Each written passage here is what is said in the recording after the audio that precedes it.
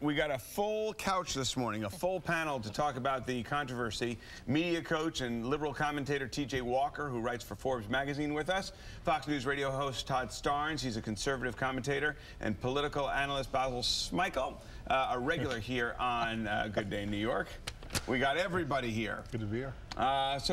T.J., let's start with you. Is this, no matter where you are on the political spectrum, is this a boon for Chick-fil-A? It was a one-day boom, but the real question is long-term. There are tens of millions of Americans who say they don't like having their money going to promote, in their view, bigotry. They don't like that. It seems strange to them in this day and age that someone's giving money to an organization that says homosexuals are shaking a fist at God and it's a deprived mindset. Long-term, I think they're going to lose market share and it's going to hurt them in a lot of markets.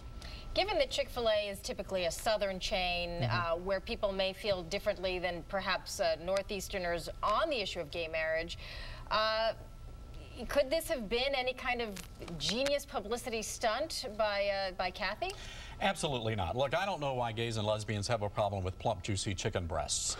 And then again, today they're going to be doing the whole tonsil hockey thing in these family-friendly restaurants, and it's just not right. This was not some sort of a publicity stunt.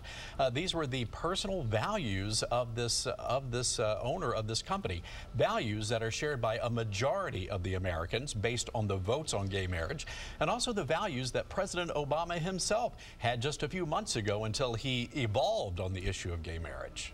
But you strongly, and some might say offensively, talk about the gay population. Can it just as easily be said that these are consumers like anyone else? There is a right for them to disagree with the philosophy of that chain, and they are exercising their rights just as the First Amendment rights are being exercised by... That's why Todd is wrong. It's not family friendly. It's not family friendly in Dick Cheney's family. Most American families these days have some family member, either in their immediate family or extended family, who is gay, who'd like the right to marry. And it just seems odd that they don't want to... It's as if I started my own turkey stand and said, I believe in the Deuteronomy chapter that says you should stone kids who are disobedient. So I want to give my money to an organization to help stone your kids. You asked about free speech. I think he has the right to say whatever's on his mind. But in the best traditions of this country, we have a right to be activists. We have a right to boycott this store, this chain, these stores. So there's right on both sides of the equation, and that's exactly what you're seeing in the streets. You're seeing the activists go to the streets and say, look, we don't want to spend our money here. The kiss-a-thon or the kiss-out, whatever they're going to have today, that's taking place in these stores. Both of them are in the best traditions of this country. And let me tell you what offends me. What offends me are people like Christine Quinn, who are out there saying, you know what, if you don't support gay marriage, you're not welcome in New York City. You're not welcome to open a business here. I interviewed a guy in Philadelphia, a city councilman, passing a resolution condemning Chick-fil-A, says, yeah, they got free speech, but free speech comes with a price. That's intimidation. Those are threats.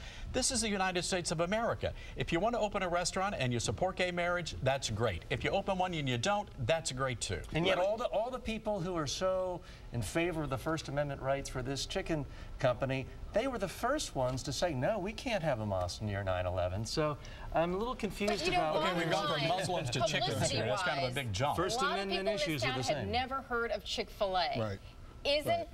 Doesn't this prove no publicity is bad publicity in the end? Do you think this is going to really negatively impact Chick-fil-A going forward? I think it does. And what's also interesting is that, unlike, take Walmart, for example. A lot of people don't like Walmart because of its anti-union practices and what they believe is abuse of employees. So although Walmart will do whatever it can to try to have a presence in New York City, there are a tremendous number of activists and union supporters that are saying, no, we don't want it here.